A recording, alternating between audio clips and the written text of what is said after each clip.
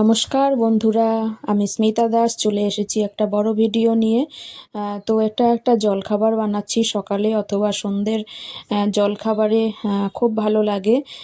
প্রতিদিন রুটি না খেয়ে এইগুলো ঘুরিয়ে ফিরিয়ে খেলে বেশ ভালো লাগে। তো দেখতেই পেলে এটা ডেটারে ঘষেছি একটা আলু, ক্যাপসিকাম, টমেটো আর পেঁয়াজ কুচোনো দিয়ে একটা বানিয়েছি। আর এখানে টমেটো, রসুন আর লঙ্কা দিয়ে একটা চাটনি বানাচ্ছি, এটা পাশের উনুনে।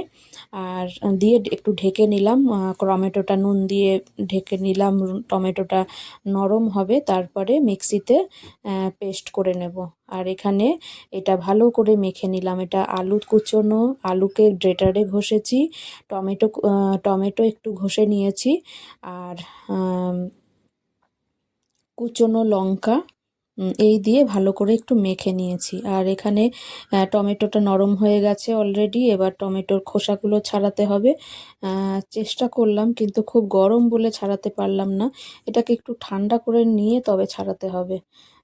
তো দেখলাম একদমই নরম হয়ে গেছে। এবার ভালো করে একটু খুন্তি দিয়ে একটু ভালো করে ইয়ে করে নিলাম। তারপরে এবার এটাকে আমি একটু ঠান্ডা হতে দিতে হবে।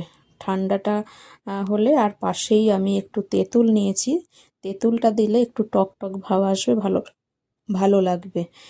তেঁতুলটার পিউরি বা একটু জল দিয়ে বার করে নিয়েছি। আর তারপরেই প্যান বসিয়ে দিয়েছি। ওই যে আলু কুচিয়েছি ডেটারে কুচিয়েছি, তার মধ্যে দুটো ডিম দিয়েছি আমি।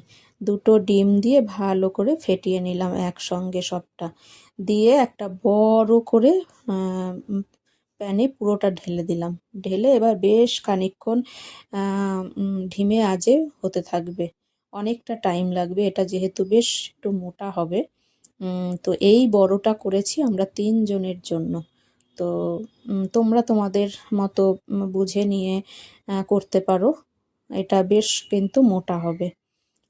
তো ভালো করে চারিদিকটা ভালো করে ছড়িয়ে ছিটিয়ে দিলাম, যেহেতু আলুর কুচিগুলো রয়েছে, পেঁয়াজের কুচি রয়েছে, টমেটোর কুচি রয়েছে, সব কিছুই চারিদিকটা ছড়িয়ে দিলাম।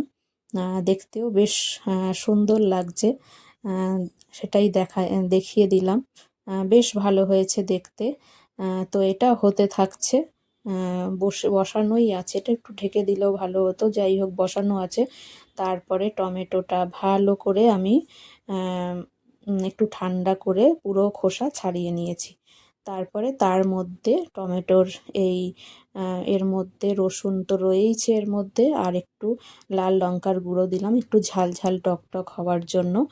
আর ভাজা মশলা বানানো আছে আমার, সেখান থেকে একটু ভাজা মশলা অ্যাড করব, একটু গোলমরিচও অ্যাড করেছি। তো একসঙ্গে এটাকে আমি ভাজা মশলা দিয়ে একসঙ্গে আমি এটা পেস্ট করে নিয়েছি মিক্সিতে পেস্ট করে নিয়ে বেশ চাটনি হয়ে গেছে। বেশ ভালো হয়েছে খেতে চাটনিটা।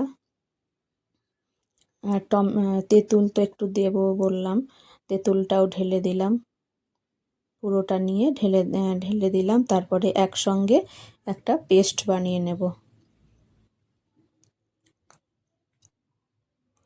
আর এটাকে উল্টাতে হবে এবার।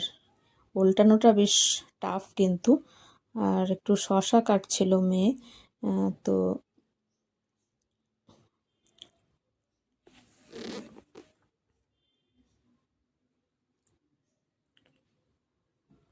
হয়ে গেছে টমেটোর এই চাটনিটা। এবার এটা দিয়ে ওটা খাওয়া হবে, তাই জন্য এই চাটনিটা বানানো। তো কেমন লাগলো তোমরা অবশ্যই জানিও। খেতে কিন্তু দারুণ লেগেছে। এটা কিন্তু খুব সাবধানে এটাকে উল্টাতে হবে। এটা খুবই টাফ বলতে পারো।